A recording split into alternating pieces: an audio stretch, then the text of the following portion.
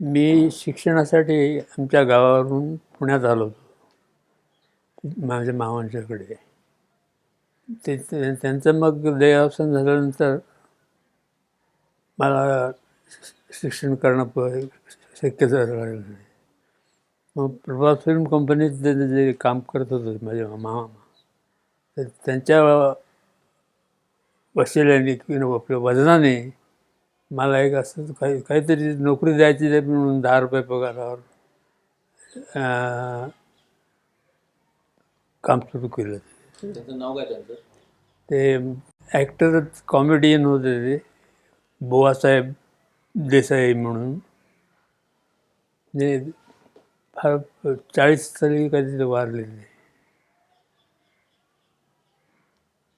तर त्यानंतर काम काही करत नसायचं. प्रभात स्टुडिओ त्यावेळेस जवळजवळ बंदच झाल्यासारखं होता. मग एक दिवशी असंच मला बागेत मी खेळत असताना, त्यावेळेस माझं वय होतं साधारण 13-14 असेल. तर मी बागेत ते प्रभातच्या खेळत असताना व्ही शांताराम तिथं फेरफटका मारायला आलेले होते. तर त्यावेळेस मालक आणि नोकर असं फारसं फरक नसायचे. ते अगदी घरोब्यासारखं मला मला विचारलं, काय करतोस? म्हटलं काय नाही, हेच मी गोट्या खेळत होतो. असं नाही चालायचं, तुझ्याच्या बोलतात कुठलं तरी टेक्निकल लाईन घे. मला माहिती नाही काय कसली लाईन काय ते, तुम्हीच सांगा तर होईल, बघतो. आणि मग त्यांनी तिथले चीफ एडिटर होते परमनंट, AR शेख, त्यांच्याकडे पाठवलं. त्यांच्याशी थोडंसं हा ना करता करता ॲप्रेंटिस म्हणून तिथे एडिटिंगमध्ये सुरुवात केली. अशी सुरुवात झाली. त्याच्यानंतर किती वर्ष, प्रभातमध्ये किती वर्ष? प्रभातनंतर बंद पडेपर्यंत प्रभातमध्येच होतो.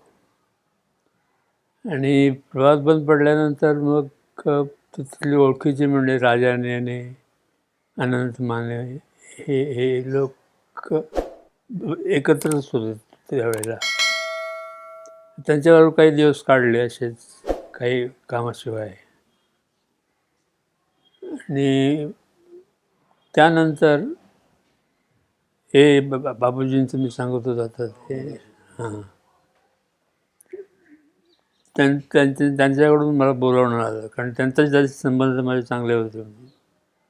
आम्ही RSSमध्ये असल्यामुळे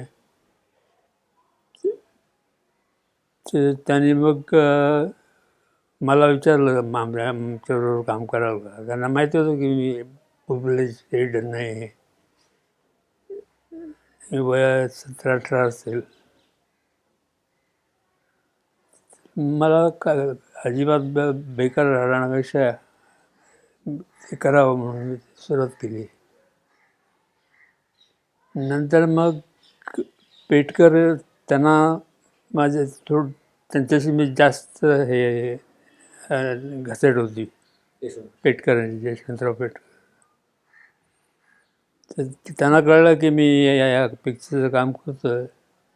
तर मग त्याच्यानंतर त्यांनी सांगितलं की बाबूजींना की दुसरे एडिटर बोलवायची गरज नाही, हा करेल. तर त्यांना काय टेक्निकल माहिती नव्हतं फडक्यांना, म्हणून तुम्ही सांगाल तसं, कारण ते ओव्हरऑल सुपरविजन करत होते हे पेटकर, अनुभवी मनुष्य म्हणून, कारण ते बिझी होते बाहेर. आणि ते पिक्चर फार सुंदर, एडिटिंग चांगलं झालं असं. राजा ठाकूर त्यावेळेचे टॉप एडिटर मराठीतले, ते धावत येऊन त्यांनी मला मिठी मारली आणि मला म्हणाले की अरे वाटत नाही तुमचं पहिलं पिक्चर आहे. तर त्याने मग खूप काँग्रेस केली वगैरे. अशा रीतीनं सुरुवात झाली. वंशाचा दिवा होता ना पिक्चर. वंशाचं पिक्चरचं नाव होतं वंशाचा दिवा.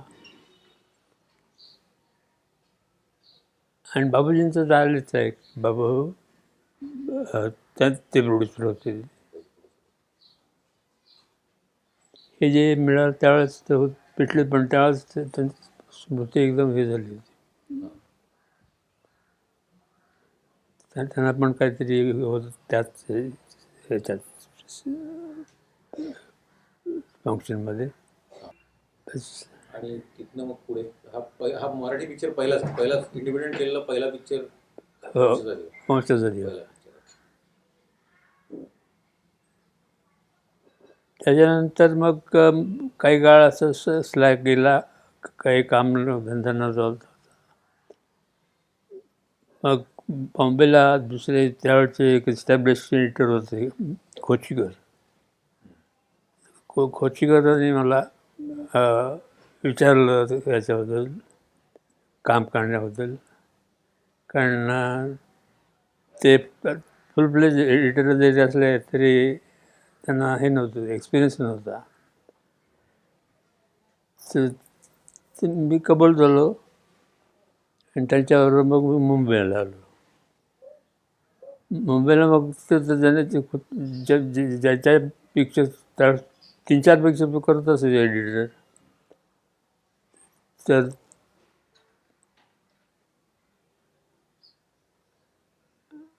हां, जिथे जिथे मला असिस्टंट म्हणून घेतलं होतं तिथे ते सगळं माझ्या संघावर काम पडायचं.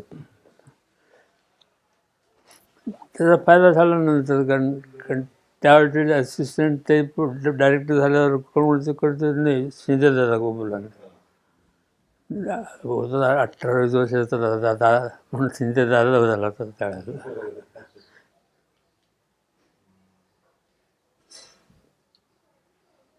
मग त्याच्यानंतर मराठीच केले का? नाही, direct त्याच्यानंतर मग मराठीचे संबंधच तुटले. एकच पिक्चर केला. एकच picture. 2 मराठी केले ते. विठ्ठल रखुमाई त्यांचं बाबूजींचंच होतं. आणि मग हिंदीत कशी झाली सुरुवात? हेच खोचीकरांच्याकडे गेलो होतो, तर ते एका पिक्चरमध्ये क्लॅश होऊन ते फसले आणि 2 पिक्चर्स एकत्र आले कामासाठी, फायनल म्हणजे रिलीजसाठी. तर ते शक्य नाही, तर दुसरं एडिटर बोलवण्याचा विचार करत होते एस्टॅब्लिश तिथले. तर तिथे सुद्धा कोणीतरी ओमप्रकाश, नंतर प्यार की जीत वगैरे तिचे पिक्चर्स काढले त्याने, हिट पिक्चर्स. ते मला ओळखत होते आणि काय माझं काम करायचे त्यांना आवडत असेल. त्यामुळे ठीक आहे, माझं आहे, माझं करले का. तर आणि मीच पिक्चर केलं आणि त्याची तारीफ झाली. हे कधी नाही त्याचे भरून देतात. पहिल्यांदा बोलतो एवढं. आठवतंय ते महत्त्वाचं. आठवतंय ते महत्त्वाचं. हां, आत्ताच काही गोष्टी आपोआप आलेल्या. ते बोलायला एकदा सुरुवात झाली ना की थोडं आठवायला लागते लिंक. हां, कुठलं? हिंदी ना, मालकन दुर्गाबाई होता.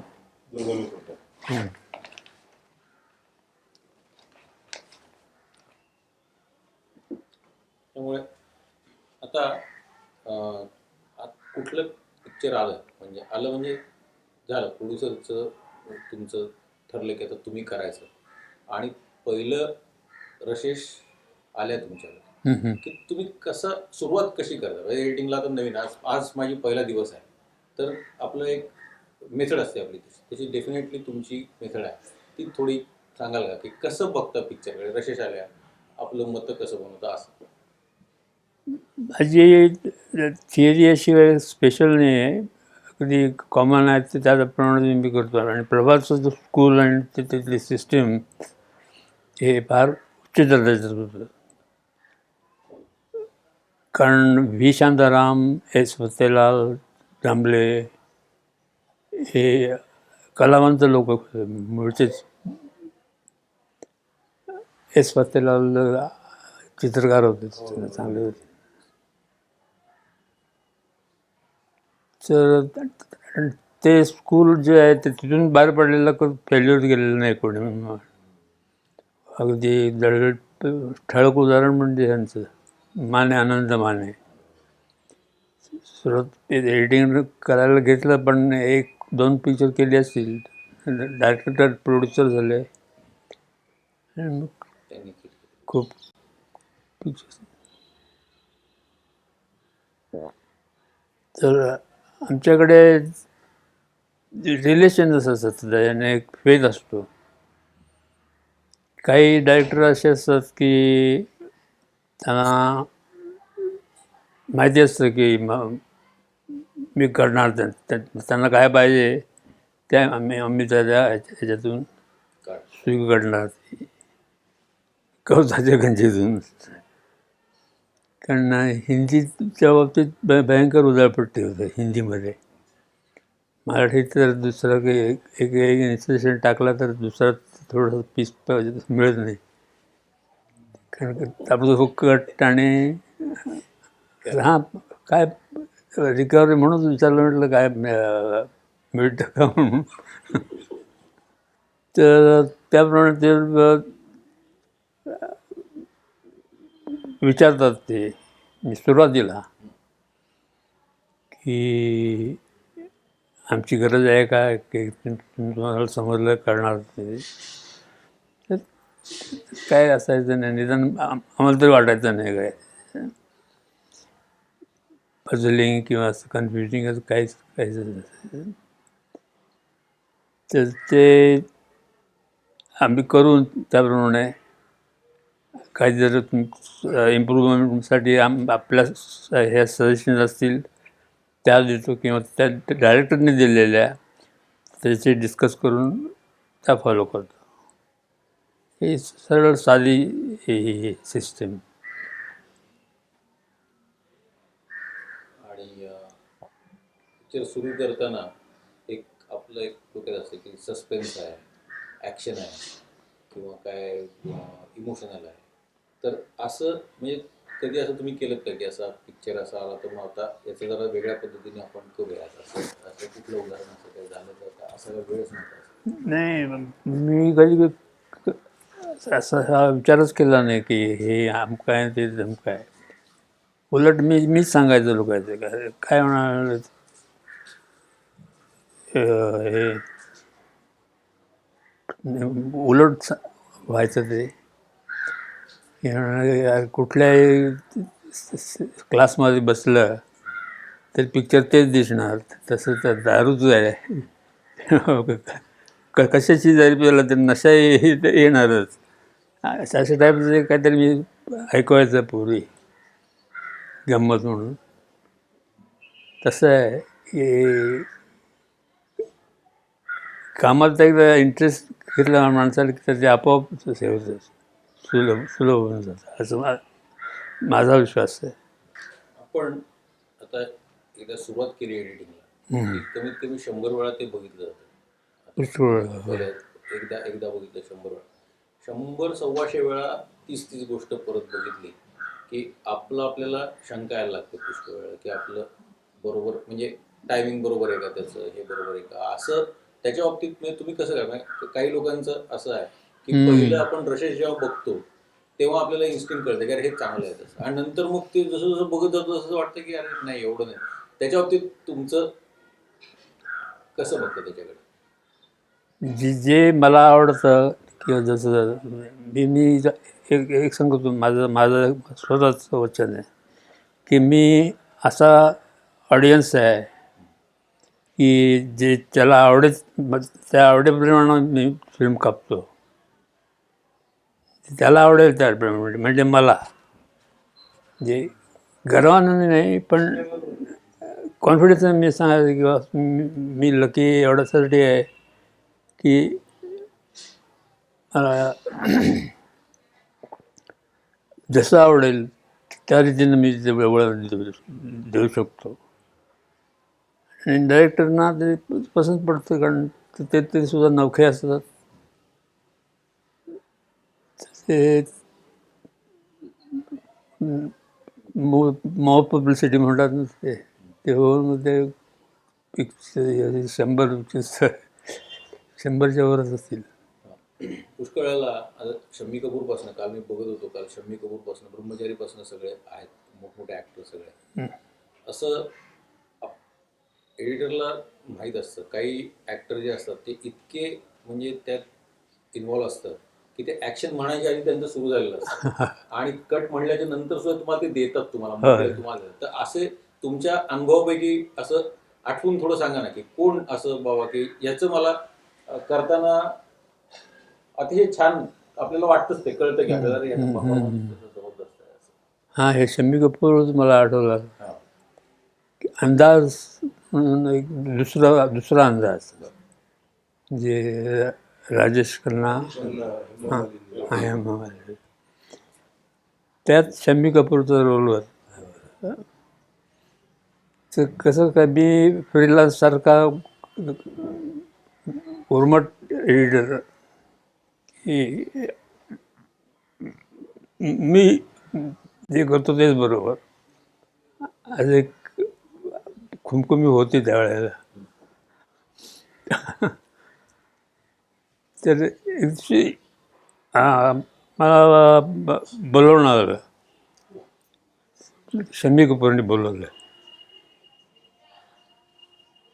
तर त्याला टेक्निकल सेन्स आहे शम्मीला.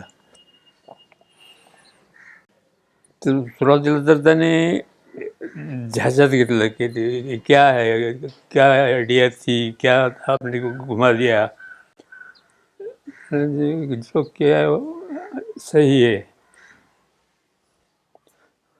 तर अजित स्वभाव नाही, स्वभाव भी सही ठीक है, एकदम हाथ धरून मेरे साथ पिक्चर करेंगे. तिथंच कॉन्टॅक्ट आहे, असे कॉन्टॅक्ट. तर काहीतरी म्हणजे मी काय त्यांचे रशेस बघायचे आणि त्याप्रमाणे काही शंका असल्यास विचारून आपलं एडिटिंग करायचं असतं.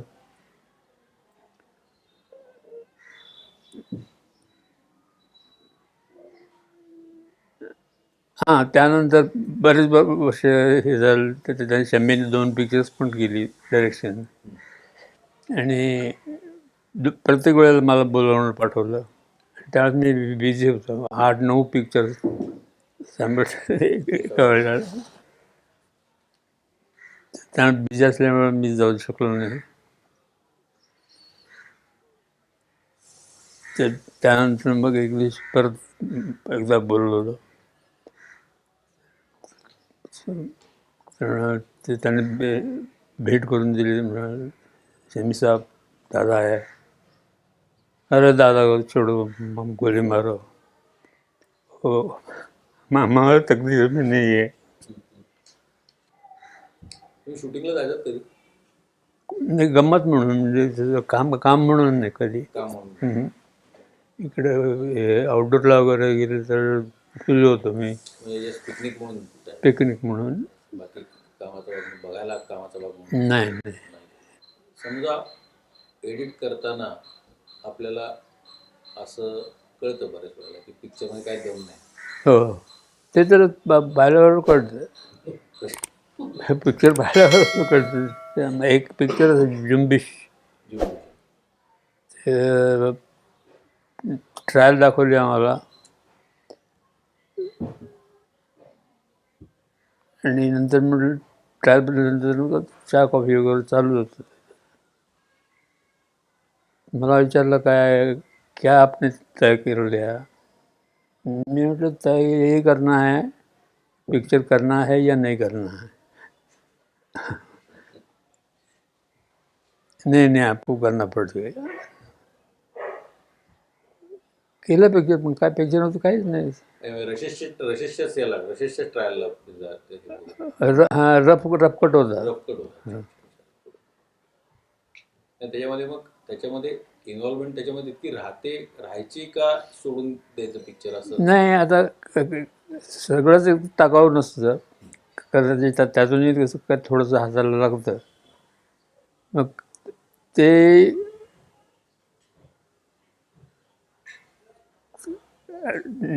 ठीक ॲडजस्ट करण्यासाठी, म्हणजे गोंधळात बसण्यासाठी त्याला आणखी काय मटेरियलची गरज पडते.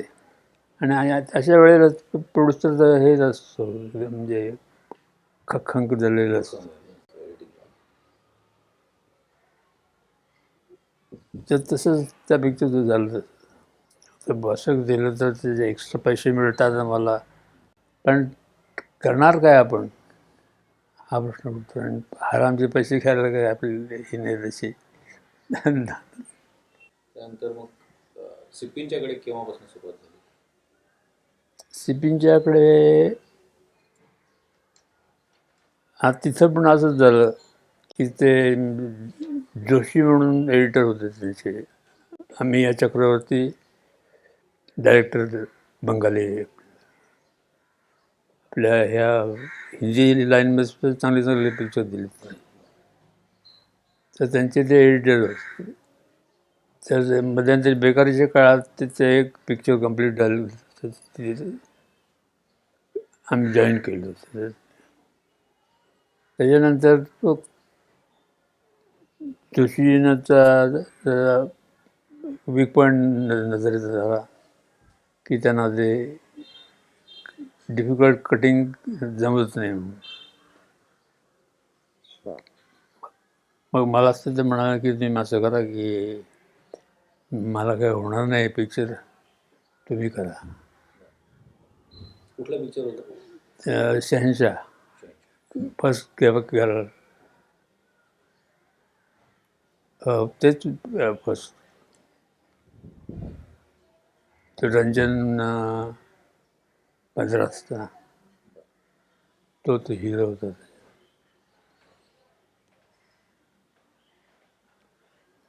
मग तिथून त्यांचे जे प्रोड्युसर होते SP, मग आमची त्यांना वळवायचा प्रयत्न केला पुष्कळ की तुम्ही नुसतं आमच्यावर बॉसिंग करा आणि आम्ही करून देऊ सगळंच, म्हणजे एडिटर वगैरे. त्यांना माहिती होतं की मी प्रोडक्ट एडिटर आहे. फिल्ममधले सुरू जे झालं ते एक प्रत्येक पिक्चर माझ्याकडे झालं. 9-10 पिक्चर जास्त करून असतील. आणि रमेश CP रमेश पहिल्या नाही, पण किती वेळा पिक्चर बसणार? पहिला त्यांचा नसेल ना? पहिला त्यांचा नव्हता. पहिलाच म्हणजे कंपनीचं पिक्चर त्यांचं नव्हतं. त्यांचा पहिला कुठला केला रमेशचा? हे अंदाज पहिला. हो, त्याचं पण डायरेक्शन पहिलंच होतं. त्याचं पहिला. आणि मी त्याच्या वडिलांच्या ह्याच्यात नोकरीत असल्यामुळे ते सांगतील ते मला करायला पाहिजे. अंदाजच्या नंतर पुढे अंदाजच्या नंतर number of marine drive, mister x, त्यानंतर असे नंबर ऑफ फिल्म्स. नाही, सिपिनच्या बरोबर म्हणजे येताना मी सिपिनच्याकडेच अशा ह्याच्यावर होतो की मी फ्रीलान्स होतो. म्हणजे कोणी आपण काम करत असला तर बाहेरचं काम करणार तर रोखू शकतात. म्हणजे पहिला फर्स्ट होणार. तर मी अंडरस्टूड होतं की मी ह्यांचं काम असेल त्यावेळेस त्यांचं काम करणार आणि अदरवाईज बाहेरची सुद्धा करू शकतो. म्हणून एवढे थोड्या वेळात इतकी पिक्चर्स करू शकतो. एका वेळेला किती किती चालायचं काम एका वेळेला? अगदी क्वचित प्रसंगी 3 दिवस कंटिन्युअस. पिक्चर रिलीज डेट घेतलेली आणि त्यामुळे काम उरकण्याचं इतकं नव्हतं, म्हणजे सोपं नसायचं. सतत बघ एडिटर एक करणार, त्या इतर अंग असतात त्याची एडिटिंगची, ते करण्यासाठी एक्स्ट्रा हँड घ्यायला लागतो. एका वेळेला किती 6-7 पिक्चर चालायचे त्याच्याकडे? हां, त्यावेळेस सक्सेसफुल एडिटर म्हणून त्याचं 7-8 पिक्चर त्याचे. असिस्टंट्स होते बरेच त्यावेळेला? हां, ते मग तेच असिस्टंट बाकीच्या ठिकाणी फिरवा किंवा नवीन घ्या. ते कामाच्या प्रेशरच्या त्याच्यावर अवलंबून बसायचं. आपल्याला कोण असिस्टंट होऊन परत एडिटर झालेले असं कोण तयार झाले तुमच्या हाताखाली? खोचीकरांचा मुलगाच हाच एक विजय.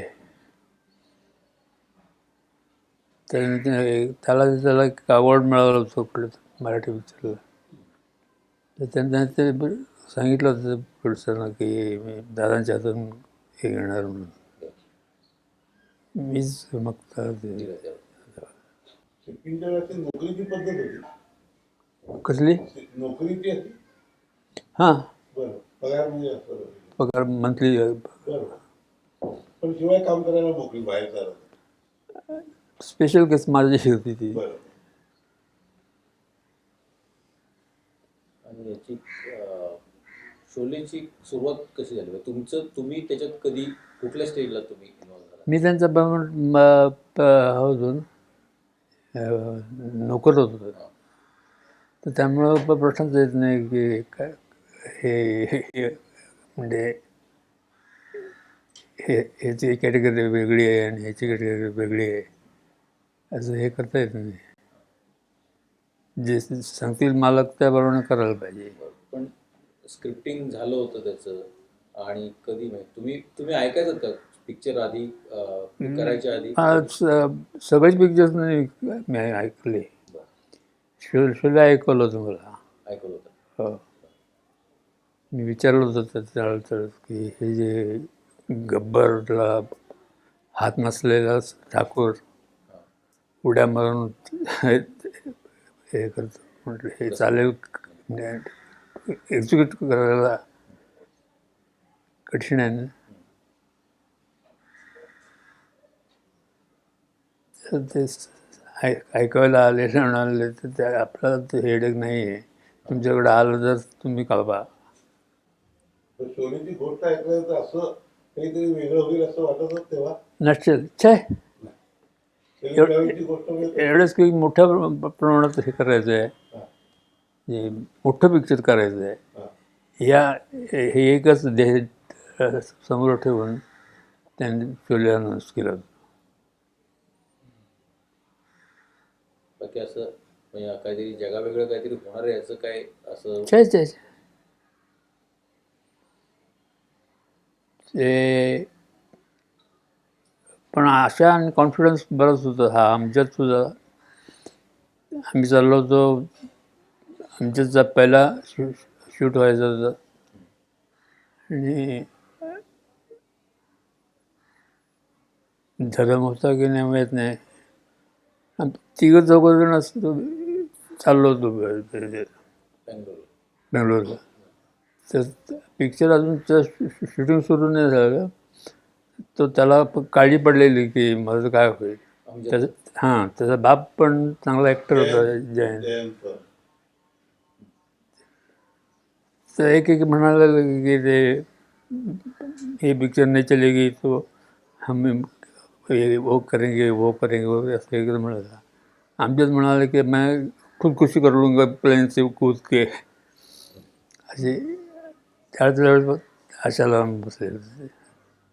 आणि ते पहिले रशेश त्याचे आले पहिल्या शेड्यूलचे तुमच्याकडे, हम्म. कारण शोले ना हा सगळ्या बाकीच्या पिक्चरपेक्षा वेगळा असा की याच्यामध्ये ट्रीटमेंट सीन खूप होते, म्हणजे डायलॉग कमी, हो हो आणि म्हणजे त्याचं फुटेज मला इमॅजिन करू शकतो की केवढं फुटेज तुमच्याकडे आलं असेल. हो हो तर कधी तुम्हाला असं वाटलं की बाबा हे बघितल्याच्या नंतर हे यात काहीतरी वेगळं आणि याच्यात दम आहे असं? मला खात्री वाटत होती. त्या बाईनी जे पुस्तक लिहिलं हां त्यांना पण मी सांगितलं होतं ह्या गोष्टीचा उल्लेख तुम्ही जरूर करा म्हणून. कोण चड्डा ने चोप्रा. चोपडा. मग त्याचे जे थोडे त्याचे कोलॅबरेटर होते त्याचे तुमचे कधी आले, म्हणजे त्याचे कसे संबंध आले त्याचं थोडंसं सांगा ना. त्यात ते जे एडिटिंगचे ते जे दिवस होते त्याच्यावेळी तुम्ही इतर पण पिक्चर करत होता त्यावेळेला, हो त्याच्या वेळेला हो हो करत होता त्याच्यावेळेला. ते एस सी मेहरा म्हणून प्रोड्युसर आहेत, म्हणजे मिनर्वाचे मालक, मिनर्वा सिनेमाचे. तर त्यांनी मला ते रशियन कोलॅबोरेशनमध्ये प्रोड्यूस करत होते ते. हां मला बोलून मला एडिटिंग दिलं का आमच्या, आणि त्यामुळे काय माझ्या डेट फार थोडा क्लॅश व्हायला लागला आहे. मग ह्याच मला वाटतं सोनी मेवालच्या वेळेला सलग 15 दिवसाची हे परवानगी घेतली. 15 दिवस ते CP थांबले होते. काही लोकांनी सजेस्ट केलं की आपण करूया आणि बाकीचं येऊन शिंदेचा घालल्यानंतर ते करतील.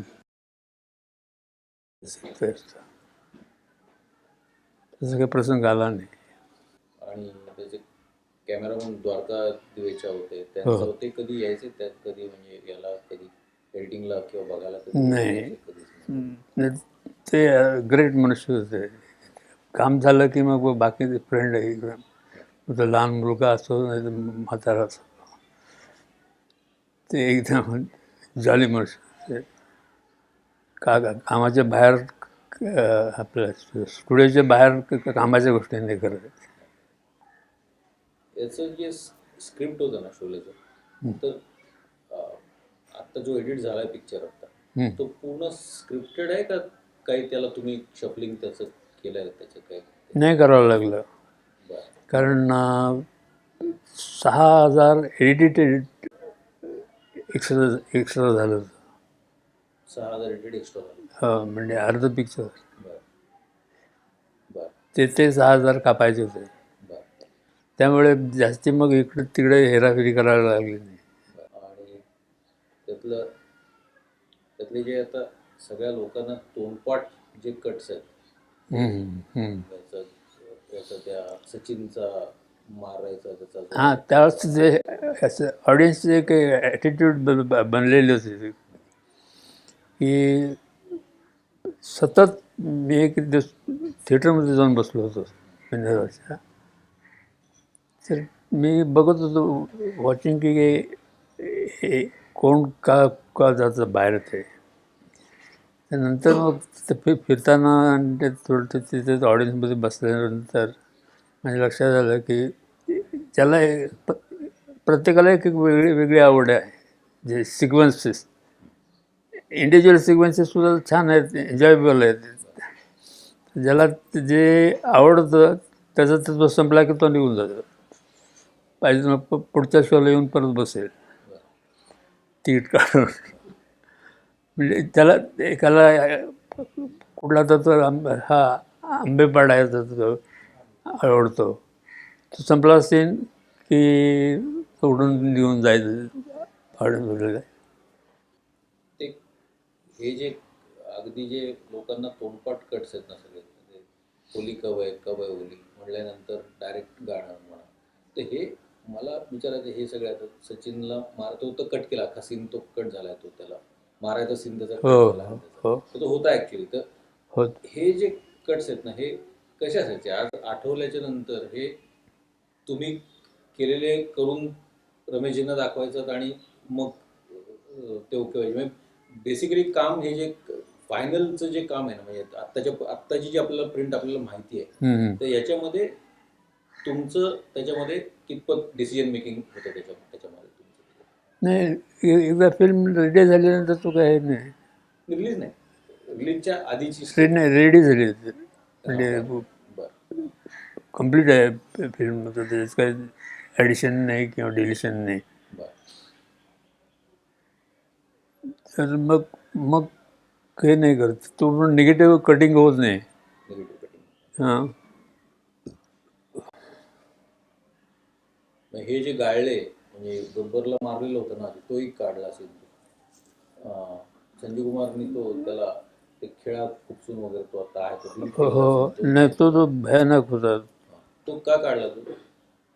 सेन्सॉर नाही केलं, सेन्सॉरनी कापायला लावला. कापायला. बरं. तो बरेच दिवस तो अपोलो पुण्यातलं, हां, मॅनेजर तो सिक्वेन्स कापल्यानंतर दिला नाही परत. बरं दाखवलं. बरं. नाही पण हे नाही तर तो स्वतः बघत राहायचा. हा. रेल्वेचा सिक्वेन्स फार तुफान आहे, आणि मला स्वतःला काही डिफिकल्ट केला तो हसतो तो, कितने जितने, हां, 3 आदमी थे ठाठा ठाठा. तर तो मला अवघड गेला तो सीन एडिट करायला. 80 फुटाचं सुद्धा, म्हणजे 1 मिनिट काहीतरी असेल होते, 1-1.5 मिनिट असेल. पण का का अवघड का वाटला तो? त्याच्यात एक सिक्वेन्स ऑर्डर सिक्वेन्स, काय म्हणतात ते, ऑर्डर ऑफ सिक्वेन्स. एक पहिल्यांदा एक हसतो, त्याच्यानंतर मग पुढचा थोडासा प्रोग्रेस झालेला असतो, तो 2 ते जर्क्स केली. त्याच्यानंतर तू बघेल इकडे तर तिथं ते त्याला 3 हे, म्हणजे ते त्याला हे करायलाच पाहिजे, तिथं कटिंग रिदमिक करायलाच लागायचं. आणि ते त्या दृष्टीने घेतलं नव्हतं तसं. बरं. घेतलेलं नव्हतं. हां, मग नुसतं घेतलं ते 2 का 3 डबे आणून ते ठेवले माझ्याकडे, बरं. ह्याचं कल्याण करा. आता 1.5 मिनिटामध्ये ते जे हसण्याचा जो वाढत जातो क्रेसेंडो, हम्म. तो दाखवण्यात येतो.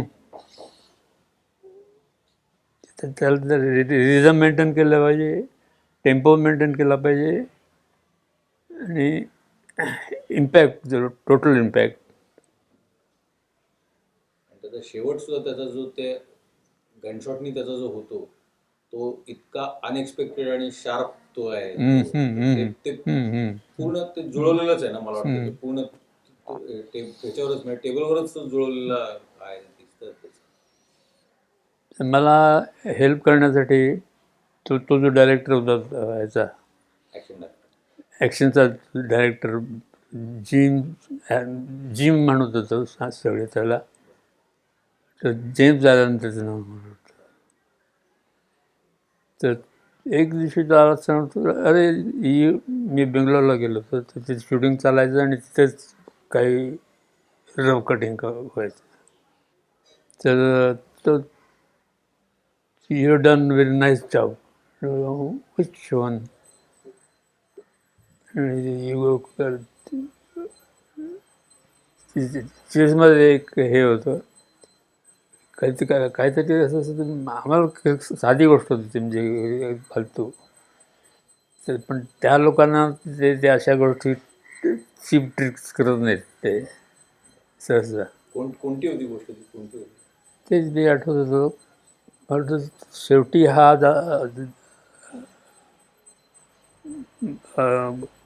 वीरूला मारल्यानंतर बाकीच्या डाकू लोकांना खलास करत धरम अटॅक करतो. तर तिथे एक हे करण्यासाठी नुसतं आपलं टाईम लॅप्स देण्यासाठी त्यामध्ये एक ब्लर घेतला होता आणि तो ब्लर त्याने त्या उद्देशाने घेतला नव्हता, पण माझी कल्पना होती की त्यासाठीच घेतला हो. आणि मी तो बसवला आणि माझ्या पश्चात त्यानं ते बघितलं आणि त्याला तो उड्या मारायला लागला की शिंदे नशिबाचा पण भाग आहे. ते दुकान आहे कोण गरज नाही तिथे, कोणीही केलं असतं तिथे. असेच आमचे CP गोपालदास CP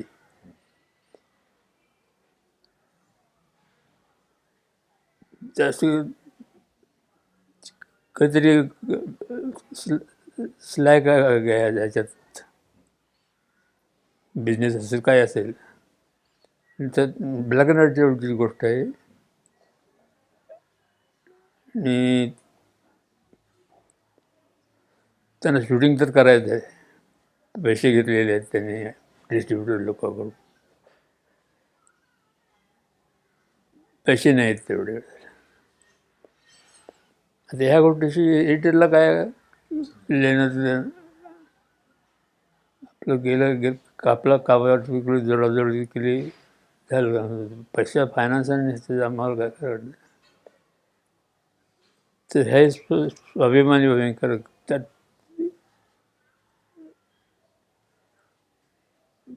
कुठे न जाता ते माझ्याकडे आले पडले. हे ह्याला इतकं खर्च येईल असं म्हणतात लोक, असं ते सिक्वेन्स आणखी ॲड करायचं आहे तर त्याला हे करायचं. मी म्हटलं मुझे क्यों बता रहे आप, मुझे चाहिए कि ये कम करके चाहिए. तो मैं मतलब वो तो शूटिंग के बाद होगा, मुझे शूटिंग से पहले चाहिए. थोडंसं लाडात ते हे करतात त्याच्याबरोबर. म्हटलं म्हातारा खुशीत आहे. मग ॲक्च्युअली काय पाहिजे ते कळलं की ते सिक्वेन्स होतं, ते लाईट हाऊस पिक्चरचं नाव, अशोक कुमार, नूतन, ब्लॅक अँड व्हाईट. त्यामुळे हा सिक्वेन्स इतकंच काय नाही तर त्याच्यासाठीचं इतका खर्च सांगतो. म्हणून करतो मी मला सांगितलं की मी करून देतो, तुम्ही शूटच करू नका सर, इथंच बाहेर. त्याने अगदी 3 वेळा विचारून खात्री करून घेतली आणि त्याप्रमाणे त्यांनी शूटिंग केलं. आणि जर फायनल त्याचं एडिटिंग केलं त्यावेळेस त्यांनी पाहिलं, एकदम खुश झाले, हात 2 घट्ट दाबून की you have done in nice job. त्याची आणखी पब्लिसिटी सगळं हे सगळं थिएटरच्या बाहेर ओपनमध्ये झालं. ते हा एक नशिबाचा भाग आहे की काय बोलून मला हे दिलं क्रेडिट. आणि हे जे ॲक्शन सिक्वेन्स होते हा कितपत होता त्याचा एडिटिंगला त्याचा इन्व्हॉल्वमेंट किती होती ॲक्शन डायरेक्टरची, जो अमेरिकेहून कोण आला होता ना लंडन रोड. तर तो त्याची कितपत आहे त्याची इन्व्हॉल्वमेंट त्याची एडिटिंगला? एडिटिंगला तो येऊन बसायचा. कंटिन्युअस मी बसतो, तुला ऑब्जेक्शन नाही ना विचारायचं सुरुवातीला. जेंटलमन होतं एकदम, पण तसंच क्रॅक पण. आमच्या त्याचं नेहमी भांडणं व्हायची.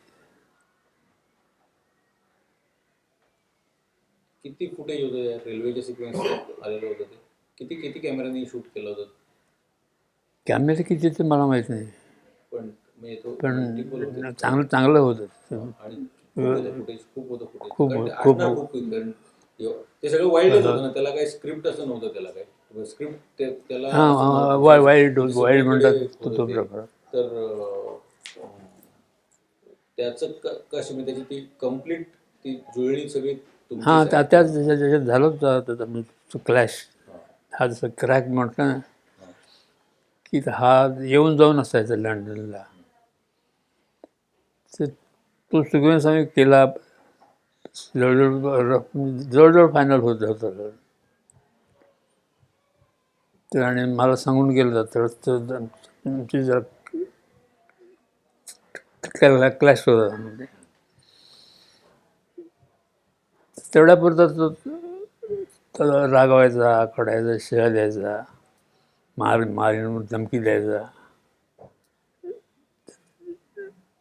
आणि मग जाताना मग हा सिक्वेन्स केला.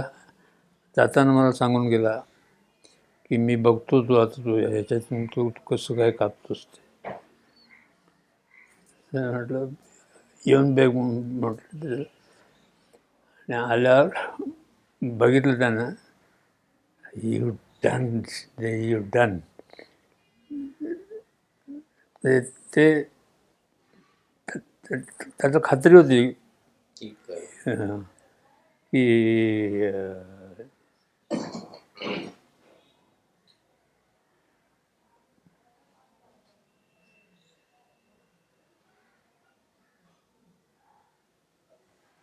त्याच्यात जे पार्ट आहेत ना 10 मिनिटामध्ये, इंजिन आहे, मिड सेक्शन आहे जिथे धर्मेंद्र आहे तिकडे, आणि गार्डच्या रूममध्ये अमिताभ बच्चन हे करतोय, आणि डाकूंचं फुटेज आहे सगळं. तर याचं या टोटल याचं स्क्रिप्टिंग होतं त्याचं काही की कशानंतर काय काय ते कम्प्लीट तुम्ही अंदाज घेऊन त्याचं बांधलं सगळं त्याचं कोणतं कुठलं ट्रेनचा सिक्वेन्स आहे ट्रेन सिक्वेन्समध्ये ट्रेनमध्ये आता डिवाइड आपण जे नाही केलं ते इंजिन आहे, ते इंजिन ड्रायव्हर आहे, त्याच्यानंतर मध्ये तो पेट्रोलचा डब्याचा सगळा सिक्वेन्स आहे मागे, तर सतत ऍक्शन शिफ्ट होते ना, इकडे आहे तिकडे आहे तिकडे. तर याचं म्हणजे तो ऍक्शन वाईज तो स्क्रिप्टेड होता का त्याचं स्क्रिप्टेड आहे. स्क्रिप्टेड होता? स्क्रिप्टेड होता. मग कशानंतर काय हे त्यांनी ठरवून त्यांनी हो घेतलं रिटर्न हे होतं, सिनेरिओ होतं सगळं. त्याचा कम्प्लीट व्हायचा. आणि सलीम जावेद होते ते कितपत इंटरॅक्शन असायचे एडिटिंग करताना पिक्चरच्या? एडिटिंगच्या वेळेस तर अजिबात नाही. हां हा सिक्वेन्स होता की सगळ्यांना मारतो, गब्बरला मारतो ठाकूर, आणि येऊन इकडं खडकावर बसतो आणि रडायला लागतो एकदम ओक्साबोक्स. तर या गोष्टीवर या दोघांनी रायटर्सनी ऑब्जेक्शन घेतलं. राईट मिळालं कारण तर मला विचारलं ते तुमचं काय मत आहे. मी म्हटलं नाही, मला रडायचंच पाहिजे. रडायचं पाहिजे. हां, बरं. का पाहिजे तर ते आग्रह का तुमचा. तर मला चांगलं वाटतं तो सीन, इमोशनली पॉवरफुल आहे. और कुछ. मग मी त्यांना एक उदाहरण दिलं, हे पिवाचा पाटा. मार्लन ब्रँडो भाऊ मारला जातो, ते अजून लक्षात आहे म्हणजे. आणि तो त्या बॅरन सँडमध्ये येतो आणि नुसतं बघत राहतो त्या डेड बॉडीकडे. तो घोडा खाली डेड बॉडी उतरतो आणि परत हे ट्रीटमेंट करून तो रडतो तिथे. मार्लन ब्रँडोसारखाच मला त्यावेळेस यंग एजमध्ये रडतो. आणि बरोबर हा तो फार टची होता हा सीन. ठाकूर रडतो तो. शेवटी त्यांचं काहीतरी आमचं म्युच्युअल अंडरस्टँडिंग होतं. तर रमेश शिप्पेने त्यांना सांगितलं की बाबा मी तुम्हाला ब्लँक चेक देतो, तुम्ही काही वाटाल ते. ब्लँक चेकमध्ये ते हसणं कापून टाकणं, रडणं कापून टाकलं. रडणं कापून टाकलं. त्यांनी नाडी बरोबर ओळखली होती की इंडियन ऑडियन्सला हे इतकं हाय नाही चालत. आणि ऍक्टर लोक जे होते याच्यामध्ये सगळेच, त्यांची किती पोस्ट प्रोडक्शनला किती इन्व्हॉल्वमेंट होती त्या लोकांची? ॲक्टर लोकांचं काहीच नव्हतं. डेट्स घेतलेले होते सगळ्यांच्या बहुतेक. म्हणजे पुराचं काय 90 डेज का काय त्यांचं हे हे इन्व्हॉल्वमेंट आहे. प्रत्येकाला एक उत्सुकता असते ना की आपण काहीतरी मोठं करतोय आपण, तर असं काही सीन बघायला यायचंय असे? नाही, कोणी नाही, कोणाला हे नव्हतं. संजीव कुमार एक बोलला होता, आमचा परिचय होताच आधीचाच. माझ्याकडे आलं तर तिथं की माझं काय काम ठेवलं का थोडं त्याच्यात.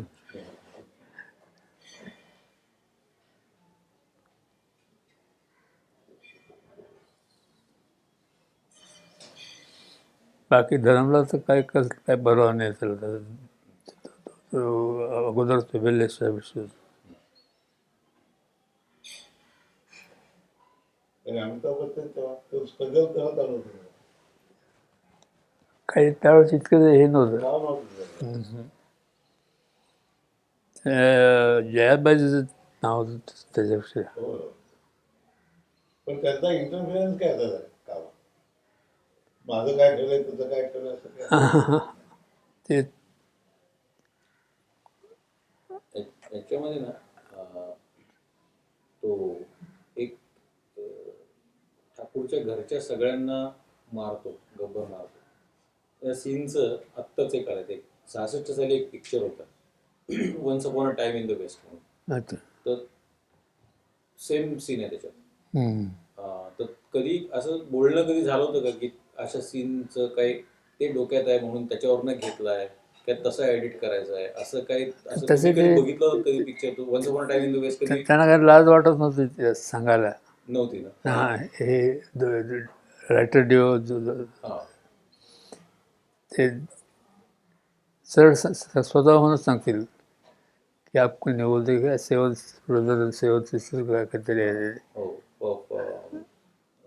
5 सामुराईज, 5 सामुराईज म्हणून तो पिक्चर त्याच्यावरून घेतला होता.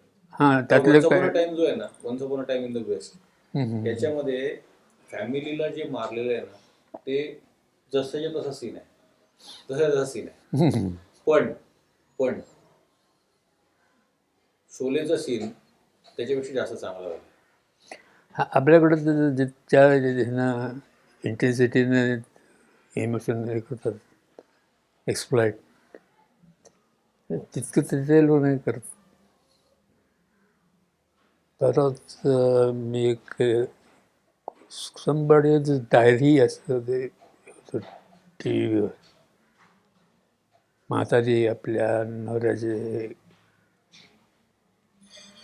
म्हणजे बाय वे तुम्ही बघितलं असेल तर त्याचे मला ऑफर पण आले होते याचे ते डिरेक्शनच्या. बरं. हे दिलीप कुमार इन मराठी बरं. मिळत होते. मग ते ॲग्री करत केलं होतं, मी नाही केलं. का नाही केलं? कारण मी तुम्हाला विचारलं होतं, बरेचसे आता एडिटर सगळेच नंतर डायरेक्टर होतातच तसे त्याच्याच वेळी माझ्याकडे 8 पिक्चर होती. एडिटिंग करतात. ह्याच्यात मला चान्स म्हणून उलट कमी पैसे मिळले ह्या डायरेक्शनमध्ये, कारण आम्ही तुम्हाला चान्स दिला, दिलीप साहेब दिले, तर मग ते कमी देणार नाही. ह्या बाकीच्या 8 पिक्चर्स काय आधी रोटी. तो सिक्वेन्स मी जो म्हणत होतो ते गब्बर त्याच्या घरच्यांना मारतो ना सगळ्यांना, जे फ्रीज केलेत त्यातले पिक्चर फ्रेम्स फ्रीज केलेत ह्याच्यावर, ते कोणाची कन्सेप्ट होती ती करायची? कारण त्या काळामध्ये असं बघायला मिळत नव्हतं. अशी पहिल्यांदा झाली होती जवळपास ती, की आवाजावर आणि एक एक माणसाला त्याचा ॲक्च्युअल पडलेला नव्हता त्याच्या शेवटची त्याची जी फ्रेम होती फ्रीज होती त्याची. ती कशी ठरली ती करायची, स्कीम कशी ठरली? कारण त्यांनी तो सीन कम्प्लीट वेगळा झाला त्यांनी. मला तर नाही आठवतं की त्याच्यासाठी खास काय काय केलं आहे. बरं. मला वाटतं की पूर्वीचं स्क्रिप्टेड असेल ते. स्क्रिप्टेड असेल ते. हो. कारण माझ्याकडे लक्षात येत नाही का अशी ठळक गोष्ट नाही वाटली ती.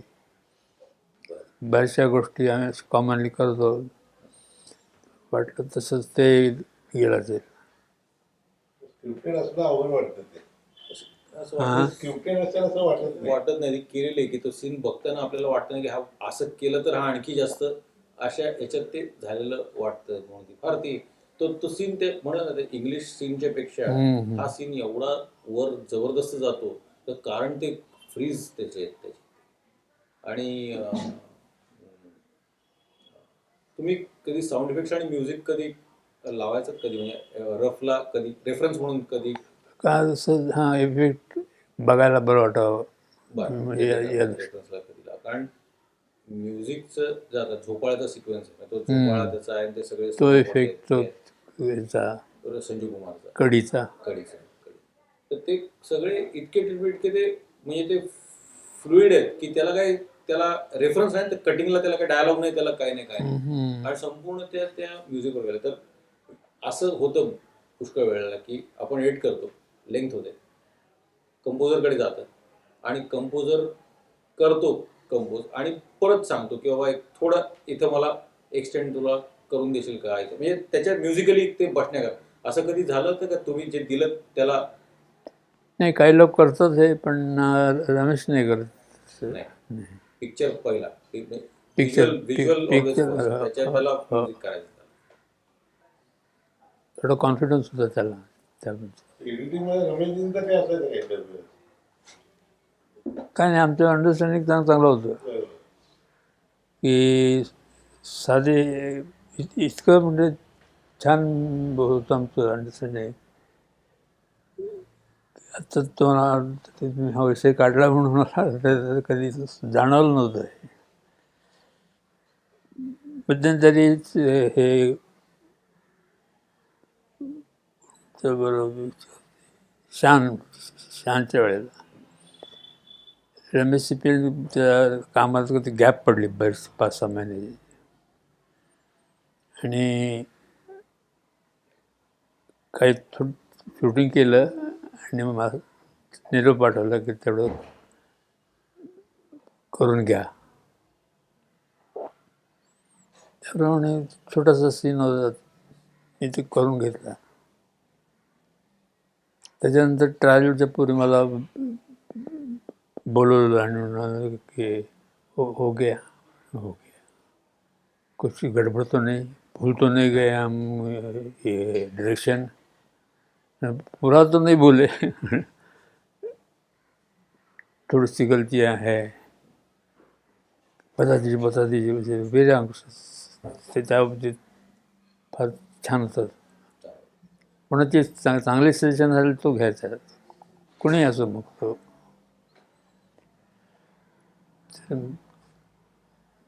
मला सांगा दाखवा कुठल्या काय मिस्टेक आहे ते आणि आप खुद देख ले तो समज जाएंगे. त्याने बघितलं आणि मैं उसको रिशूट करूँगा म्हणजे त्याला ते कळलं की कुठं आणि ते इतकं हे मायन्यूट हे होतं छोटासा सीन होता सगळं 200-300 फुटाचा. त्यांना बरोबर कळलं की चूक कुठे झाली ती. री रेकॉर्डिंग करताना मंगेश सिंगशी कधी संबंध आला कधी त्यांचे आमची जी दोस्त छान झाली होती. त्यांच्याबद्दल सांगा ना त्यांच्या असोसिएशनबद्दल सांगा ना ते त्यांच्या कामाची पद्धत तुम्ही त्यांच्याबरोबर कधी काम केलं कधी जास्त असं शोलेला खूपच झालं ना हो नाही recordist was great recordist no doubt. ते सजेशन देणार ते कुठं का सिक्वेन्सच्या ह्याच्याबाबत काही इफेक्ट करून ते इम्प्रूव्ह एनहान्स करण्याचा प्रयत्न करणार. अतिशय हेल्पिंग नेचरचं. आम्ही दोघं रशियाला गेलो होतो म्हणजे त्या पिक्चरसाठी मिक्सिंगसाठी. तुला अलिबाबा अलिबाबा रशियन कोलॅबोरेशनचा अलिबाबा तुम्ही टीव्हीच्या सिरियल ज्या केल्या जातात बुनियाद वगैरे, टी व्हीच्या थोड्या पुण्याच्या केल्या, थोड्या किस्मत म्हणून एक ते रमेश पी काढत होते, किस्मत, त्याची काही काही केल्या. आणि रामानंद सागरांचे कुठले तरी बरेचसे एपिसोड केले, अलिफ 40. लैला आणि कृष्णा, मला वाटतं कृष्णा केली, कृष्णा नाही केली, अलिफ लैला. अलिफ लैला केली. तर तुम्ही ते पण फिल्मवरच केलं का ते? बुनियाद नाही आणि- नाही नाही ते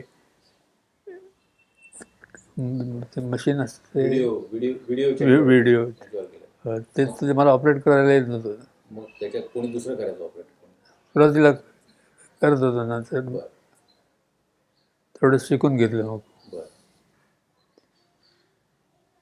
बुनियाद पण व्हिडिओवरच केली होती? हो, व्हिडिओवरच केली होती, सुरुवातीला केलं होतं, पण नंतर कुणीतरी सजेस्ट केलं व्हिडिओवर करा. व्हिडिओ. एक इंग्लिश पिक्चर्सचे कोणी एडिटर्स असे मुद्दामून बघितलं त्याचं काम, त्याचं लक्षात त्याचं राहील असं असं कधी बघितलं का? डायरेक्टर्स, कमीत कमी डायरेक्टर्स, एडिटर्स? जे जिमच्या बाबतीत म्हणताय? नाही, जिम नाही, टोटल आपण पण एक बघत असतो ना एडिटर, आपण तुमच्यावर जेव्हा असं बघत कोणाचा असतो, काही प्रभाव होता का? जसं किंवा की असं तुम्हाला एखाद्याचं इंग्लिश पिक्चरचं काम आवडतं, एखाद्याचं काम आवडतं, एखाद्याचं हां. काम आवडतं, असं काही तुमचं? अगदी आत्तापर्यंत असं. नाही, मला कुणी असा प्रभावशाली असं कोणी अजून भेटला नाही. नंतर शांताराम बापूंनी कधी परत दाखवलं का शोले बिले झाल्यानंतर? नाही. त्यांचे असिस्टंट होते दुसरे धर्माधिकारी, दत्ता धर्माधिकारी, हो. त्यांनी ते पाठ थोपटली होती. आणि मी क्लास द्यायला होतो प्रभातमध्ये हं. शूटिंगला. ते म्हणून मला की बापूंनी काही परत हे केलं का कधी? त्यांची कधी गाठ, त्याच्यानंतर कधी संबंध, कधी नाही, त्याच्यानंतर नाही आली. प्रवास सोडल्याच्या नंतर नाही आले परत? नाही. राजकमलमध्ये कधी तुमचा कधी संबंध नाही आला? मंगेशकररावांकडे पुष्कळ वेळा गेलो. बरं बरं. आणि येतो. मी मला काय काही आठवायचे होते ते हां. आज आठवले. म्हणजे मग यापूर्वी अजूनही बोला, आठवत पूर्वी असेल. कधी हां अजून आठवत मुद्दाम कोणी ते विचारलं की मग ते जागा होतं. हां तुम्ही आपण परत आणखी एकदा करूयात, आपण मी परत आणखी एकदा येईल जरूर. आणि आणखी जरा थोडं आठवून जर कधी असेल ना, तर थोडंसं लिहून जरी ठेवलं तुम्ही, थोडंसं लिहून जस्ट हां आपलं हां एकेका Jotting ओळीमध्ये म्हणतो आपण. असं जॉटिंग करून. तर मग आपण काय करू, मी आणखी थोडे, मला आणखी काय विचारायचे आहेत, मला म्हणजे aesthetic आपण जी एडिटिंग करतो ना, मला साधं आहे की तुम्हाला हा जे काय footage सब्जेक्ट येतं- खरं म्हणजे तू डेअरिंग करत हां? काय? नाही. हा सब्जेक्ट काही करण्याचा कलात्मक वगैरे असं काही नाही आहे. असं काही नाहीये. बखर आहे नुसतं ते. काय काय बखर. ती बकरी महत्वाची आहे. पण ती महत्वाची पुढच्या पिढीला बकरी काय महत्वाची. काय की शिकायला याच्यात नाही. मला सिम्पल, मला स्वतःला पडणारा प्रश्न आहे हा, की मी असं विचार करतो कधी की आपल्याकडे शॉर्ट्स आलेत ज्याच्यामध्ये अमिताभ आहे, त्याच सीनमध्ये धर्मेंद्र आहे, त्याच सीनमध्ये संजीव कुमार आहे, त्याच सीनमध्ये जया वगैरे. आता ह्याची एकेकाची ॲक्टिंगची जी रेंज आहे त्यांची, ती इतकी टेरिफिक आहे की हे बरं, सीन अख्खा घेतला, सीन तुमच्याकडे सगळा आला. आता जेव्हा तुम्ही एक जज म्हणून बसता, याच्या 2 फ्रेम काप, त्याच्या 4 फ्रेम काप, आणि याला हे एक मला याच्यातलं ना, तुम्ही स्वतःचं जजमेंट तुम्ही कसं ठरवता? बाबा आता मला 15 दिवसांनी करू, पण मला हे करायचं आहे नक्की एवढं, कारण एवढे चांगलं. मी आता काय करेन, आणखी सिक्वेन्सेस मी थोडे काढेन, एखादा फोन करून बोलेन की आपण याच्याविषयी आपण बोलायचं आहे, आणि मग याच्याविषयी थोडासा आणखी अस्थेटिकचा जर विचार थोडा करून ठेवला नाही की एखादी गोष्ट आपल्या हातनं होते म्हणजे कशी होते, तर मग ते आणखी छान होईल. मला एक याचं थोडंसं उत्तर मिळत आहे. मी थिएटरमध्ये बसून त्या नवीन पिक्चरचा ट्रायल नाही बघत. मी प्रोजेक्टर रूममध्ये जाईन, तिथे ऑपरेटरच्या खिडकीतून बघेन. बरं. म्हणजे त्यामुळे कळतं एक सेपरेशन येतं की इन्व्हॉल्वमेंट आपली, की या पिक्चरमध्ये आपली इन्व्हॉल्वमेंट आहे. तर हे या केबिनमध्ये बघितल्यानंतर काय होतं की आपण ऑडियन्ससारखं त्रयस्सारखं बघत राहतो आणि त्यामुळे आपल्याला थोडंसं जज करायला लागत, थोडासा चान्स देतो, बस एवढंच. मी म्हटलं ना छोटे छोटे सिक्वेन्सेस असतात म्हणजे ते मला मी काय तिथे नव्हतो किंवा मी शाळेत होतो त्यावेळेला पण माझ्या डोळ्यासमोर ते एडिटिंग रूम मधलं माझ्या ते चित्र डोळ्यासमोर उभं राहतं की रेल्वेमध्ये दोघांच्या हातात हातकडे आहेत. हा समोर संजीव कुमार बसला आणि गनशॉट ऐकायला येतो आणि ते म्हणतात की हात पुढे करतात तिथे. त्याच्यानंतर तुम्ही कटिंग केलंय तर रिॲक्शन्स आहेत याच्या संजीव कुमार विचारात पडलाय. हे जे टायमिंग आहे ना की 3 मोठे ऍक्टर आहेत आणि तिघांचं बॅलन्स आपल्याला जे करायचं आहे ना हे आपण म्हणतो की माझ्याकडनं ते होऊन गेलं ते म्हणजे ते होतं तसंच होतं. तसं ना छोट्या छोट्या सिक्वेन्समध्ये ना काय आपलं तुमची बघायची त्याच्यामध्ये दृष्टी काय होती असं थोडं थिअरीकडे आपण जर करू शकलो तर खूप त्याच्यात चांगली मला उत्तर मिळतील असं मला वाटतं. आणि तुझं काम एवढं जबरदस्त आहे की विचारायची ही गोष्ट कशी अनुत्तरित आहे, कारण काय ह्याचं निश्चित असं उत्तर काय देता येणार नाही आपल्याला. प्रतिभा म्हणा म्हणजे थोडा रिच शब्द वापरला, प्रतिभेचं तसंच काम असतं की कुठल्या वेळेस कुठून घुसले तरी येईल आणि कुठं जाऊन बसेल हे काय सांगता येत नाही. पण ज्यावेळेस नंतर आपण वरून बघतो त्यावेळेस कळतं की अरे ती चमकते तीच आपली प्रतिभा. ते तर जागतिक हे युनिव्हर्सल काय म्हणतात ते. आहे. हो हो. कसं आहे ते करताना होतं मला मान्य आहे. करताना तुम्ही काही विचार करत नाही परंतु केल्याच्या नंतर एक विचार असतो ना की एक काम केलं 2 केले 50 केले 50 केल्याच्या नंतर आपल्याला त्यातला पॅटर्न काहीतरी कळतं की अरे आपला मेंदू आपला चालतो का तर ते जर कुठे उत्तर मिळालं तर आपलं ऍटिट्यूड आहे. बरं आता कसं असतं की सकाळी आपल्या घरी काही भांडण झालं आपलं आणि आपण डिस्टर्ब मूडमध्ये असतो तर थोडा फरक पडतो का एडिटिंगमध्ये आणि ज्या दिवशी आपण एकदम शांत हॅपी असतो त्या दिवशी आपल्या कटिंगमध्ये फरक पडतो का त्याच्या दिवशी इतके simple प्रश्न आहेत. नाही पडत नाही पडत. नाही कधी म्हणजे करू नये लोकांनी. मी करत नाही कधी. ह्या 2 गोष्टी मिक्सअप मी नाही करत. घर आणि काम हे एकदम टोटल डिफरंट, एकदम सेपरेट. आणि ह्या वृत्तीनेच कोणीही काम करावं ते कुठलं असेल. ते काय आहे, हे हा प्रश्न विचारण्याचा त्याचा उद्देश असा आहे की एडिटिंग ही एकाच वेळेला आर्ट पण आहे हां एकाच नाही वेळेला तंत्र पण आहे ना. त्यांचं मेकॅनिझम आहे. त्यामुळे तुमच्यातला आर्टिस्ट तुमच्यातल्या तंत्रज्ञावर काही वेळेला स्वार होतो का म्हणजे असा त्याचा एक नाही पण इमोशनल हे असतं ना म्हणजे नियमांचे कसं त्याचं फिल्म लाईन नाही त्याचं हे सापडत. असतं. अशी परवानगीच नाही. नाही आहे त्यातून दोन फुल सगळे कंप्लीट परवानगी आहे तुम्हाला. काय याचं काय वाटेल ते करा, रान मोकळं आहे. होय. पण तसंच उगाच या नियमात ते बसते ते का.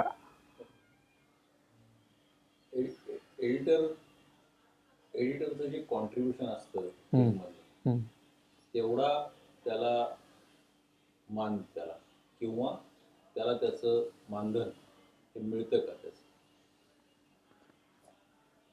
हल्ली थोडी परिस्थिती सुधारत चाललेली पण ते व्हिडिओ आल्यापासून परत ओरड ऐकू येते. पण पूर्वी कसं होतं पूर्वी कसं होतं. पूर्वी ज्यावेळेस नवीन नवीन आलं त्यावेळेस व्हिडिओच्या एडिटरला चांगले पैसे मिळायचे.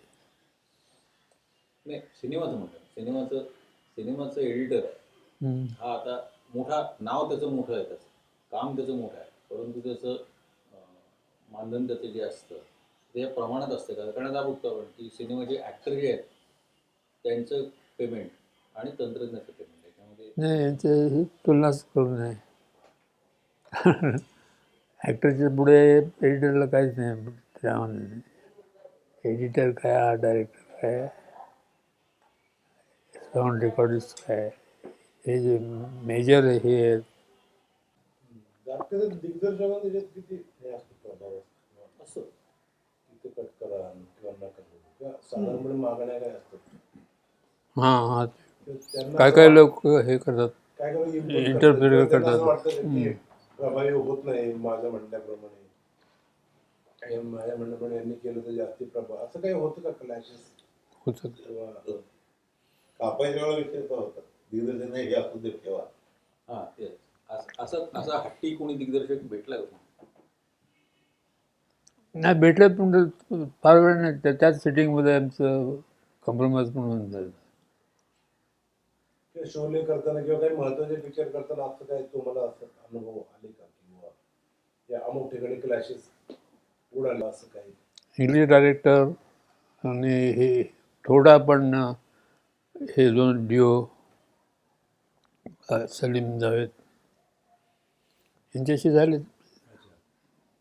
तसं हे रडण्याचं ब्रह्मचारीला एक हे मी विसरून गेलो होतो ते. हां ते तो डायरेक्टर त्याचा एडिटर आणायचा दुसरा. तर आमच्या बॉसने CP त्यांनी मला सांगितलं की मी डायरेक्टर बदलू शकतो, एडिटर नाही बदलू शकत. तर तो कामाला यायचा, तो नाराजीतच यायचा, कारण करायचं म्हणून करायचं, त्याला हे चान्स मिळालेला. एक दिवशी शूटिंग केलं तर त्याचं बरंचसं त्याचं एक कॉम्पॅक्ट हां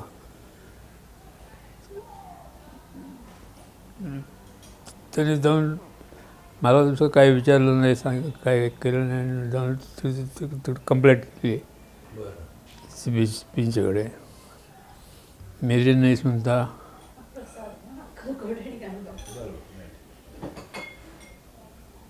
तो एडिटिंग क्या करेगा. तर त्यांना काय CPना टेक्निकल काय कळत नव्हतं. ठीक आहे मैं बुला के पूछता हूँ, फिर बात करते. आणि नंतर म्हणजे काय कंप्लेंट काय आहे तर सीनमध्येच कापला. मध्येच कापलं, मला तुझ्या लक्षात येईना काय मी ॲब्रप्ट कट काय काही केलं. पण ते झालं तर ते नकळत होऊन गेलं होतं सरळ ओघामध्ये. हां त्यात होतं काय की प्राण येतात नाही, प्राण नाही, प्राण हा ह्याचे हे राजश्रीचा मंगेतर अशी काहीतरी कन्सेप्शन होती त्याची. तर तो येऊन सांगतो निरोप त्या राजश्रीच्या घरी की त्याने जाऊन त्याच्याशी काहीतरी कॉम्प्रोमाइज करायचा प्रयत्न केला, पण त्यांना ऐकला नाही आणि म्हणून मी कट केला. सरळ तेच पुढचं वाक्य पण त्याच्यावर घेऊन नेलं आणि त्याप्रमाणे मला हे केलं. तर त्याला हसायला लागले तर डायरेक्टरला, त्याचे असिस्टंट, त्याचे हे कॉलेज, ये तो क्या हो गया, फिर दिखा दे कि तो दादा ने तो ठीक कर दिया, आप एक कट कर, बाकीचा डायलॉग जो मेसेज आहे तो पुढे दिला. हां म्हणजे किती अंतर आपण जप मारली.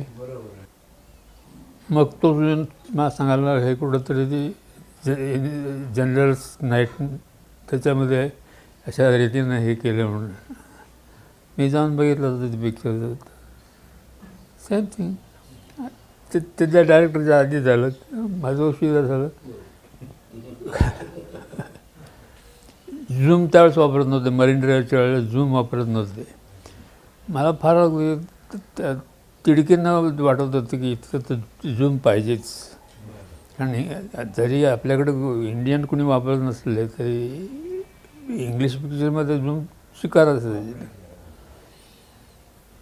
तर मग मी त्याच्याकडून पैसे सँक्शन करून घेतले आणि त्याप्रमाणे गाणं करता करतो असं पुढे झुकतो तर ते एकदम टॉप फ्लोअरला असतो, तिथून जमिनीवर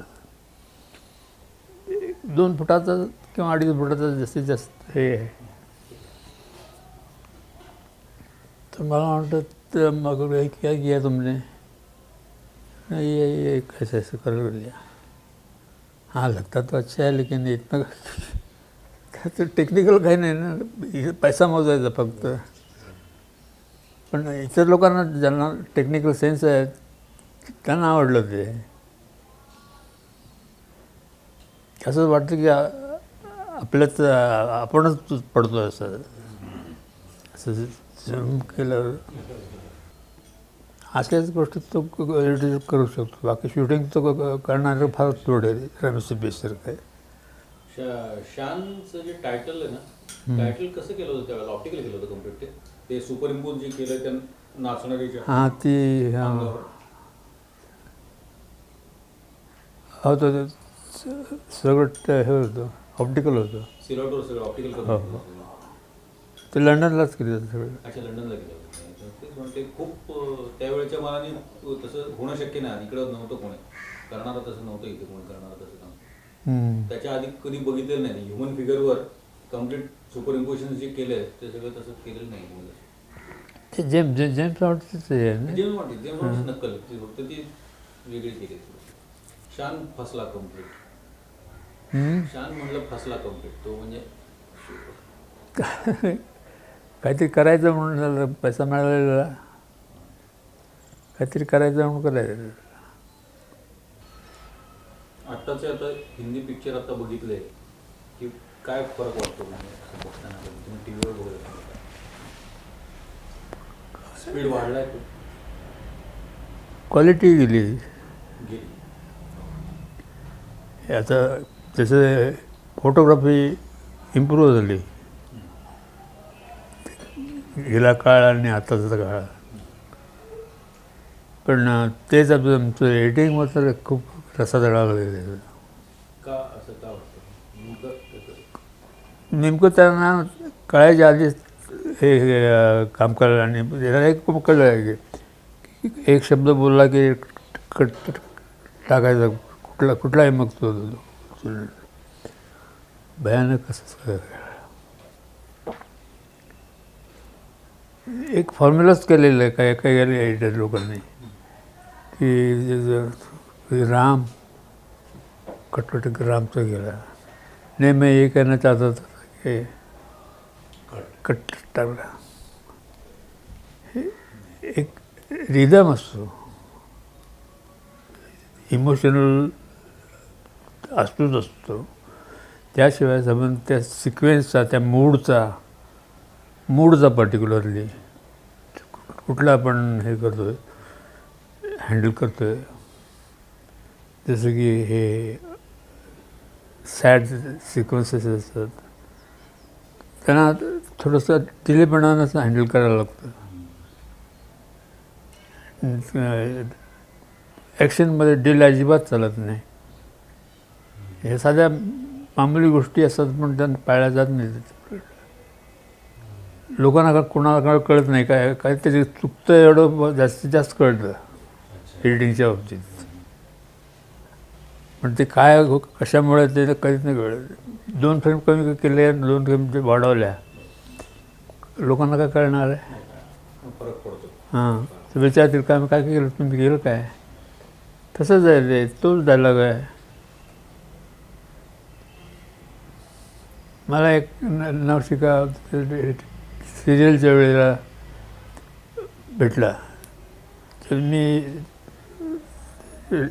बिगिनिंग एंड रेड्यूस करायचं असेल तर टेकपूर्वी तसं मी सेट करून घेतलं आहे आणि ते 1-2 फ्रेम अंदाजानेच वाढवायचे किंवा कमी करायचे. त्याच्यानंतर बऱ्याच दिवसानंतर तो म्हणाला दादा एक बात आपने बताई नहीं कि हर शॉर्ट बिगिनिंग में या एंड में असं असं करते क्यों करते आणि तो एडिटिंगचा हा आहे उमेदवार.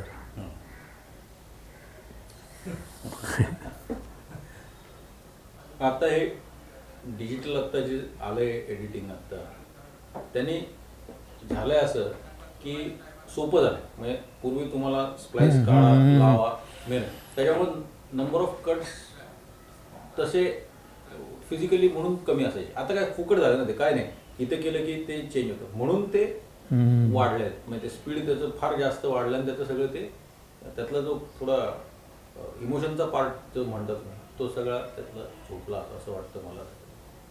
तुम्ही याच्यावर कधी नॉन लिनियरवर आत्ता कधी कोणाबरोबर कधी बसलात काम करायला? डिजिटल आता कम्प्युटराइज आता जे आले आता एडिटिंग त्याच्यावर कधी कोणाच्या बरोबर नाही. नाही कधी.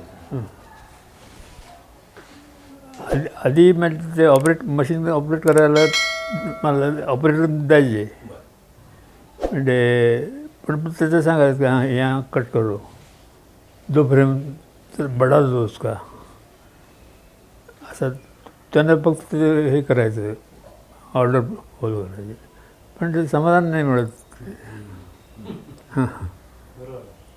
हाताला फिल्म लागल्याशिवाय समजणार नाही. हां खरं खरं खरं. नाही म्हणून तर हे तुम्ही जे बोलताय खूप महत्वाचं काय आहे, नव्या मुलांना हे कुठेच नाही कुठेच नाही. टेक्निकली मिळत नाही आणि नाही हां कुठेच मिळत नाही एडिटिंगचं कसं नाही का. पुढोक्यांचं एक करत होतं की एक फ्रेमसुद्धा एक्स्ट्रा हे नाही म्हणजे एक्स्ट्रा राहिली नाही पाहिजे किंवा कमी पडली पाहिजे. कमी असतं ते दिसतं ना आता. आता मी मुद्दामून आता बघतो मी त्यावर कुठलाही पिक्चर लावला तुमचा मी आता मुद्दामून गेले 7-8 दिवस मी आता जेवढे त्यातले क्लिपिंग जेवढे काय मिळतील तेवढे बघतो. आता जुना पिक्चर आहे 40 वर्षापूर्वीचा, आता सगळं फास्ट झालं आहे. तर कुठे चान्स मिळतोय का कुठे की इकडे आत्ता जे एडिट केलं असता तर एक 2-3 फ्रेम कापले असते, कुठे नाही मिळत.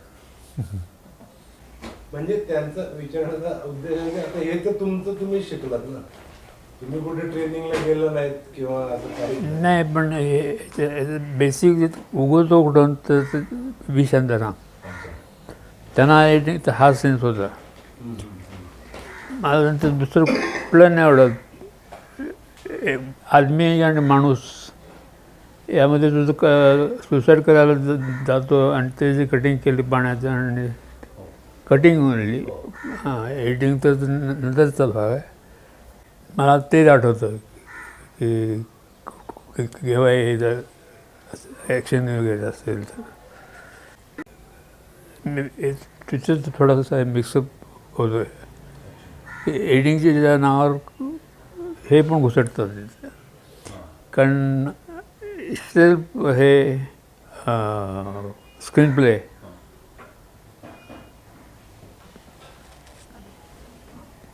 एडिटिंग शक्य नाही ना. पण ते डिपार्टमेंट सेपरेट आहे. लोक हे करतात क्रेडिट देताना कोणाला तरी भलत्याला देतात आणि ते लोक फक्त तेवढंच करतात. इथे आपल्याला लहान लहान फ्रेम पण बघायला लागतात याच कमी करायला. शॉर्ट्स मागे पुढे करावं लागतात.